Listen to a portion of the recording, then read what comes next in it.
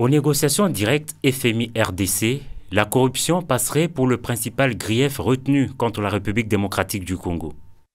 Des négociations dont les bases ont été jetées par le président de la République Félix-Antoine Tshisekedi Tshilombo lors de son récent passage à Washington. Dans les milieux des experts sur des questions économiques à Kinshasa, la reprise de la coopération avec cette institution financière internationale devra tenir compte de certaines exigences en interne. Avant qu'on puisse aller trop loin, je crois que nous devons faire notre devoir, notre homework, comme on dit en anglais. Notre devoir veut dire mettre d'abord en place une équipe nouvelle, pas celle qui a conduit au dérapage du programme du fonds d'avant. Le travail de fond se fera avec le nouveau gouvernement que le président Tshisekedi aura à nommer. Donc il faut comprendre que c'est juste pour le Fonds monétaire une façon de dire que nous sommes prêts à croire à ce nouveau pouvoir qui pourrait peut-être donner des signes autres que ceux qu'on a eus autrefois par le passé. Des signaux positifs pour un nouvel accord sont donc attendus, mais les experts préviennent que le salut ne passe pas inéluctablement par une coopération RDC-FMI.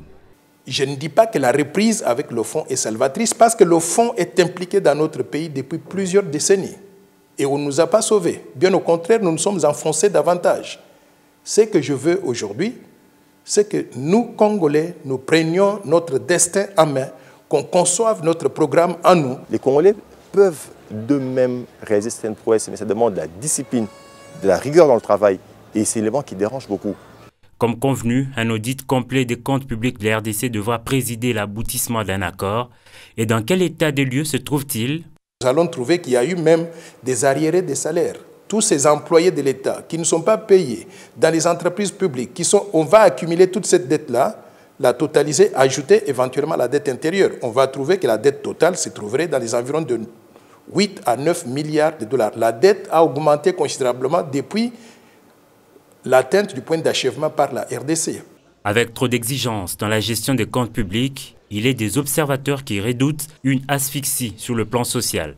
L'asphyxie proviendrait des politiques qui n'ont pas un visage humain. Mais bien sûr, si on pense bien à l'action, on sait agir dans l'intérêt du peuple. C'est-à-dire voir là où il y a par exemple des trous dans le système financier, comment les boucher, et lorsqu'il y a des excédents, comment les réinjecter dans le système pour que l'économie reprenne et que l'on puisse aussi améliorer le traitement des différents acteurs au sein de la collectivité.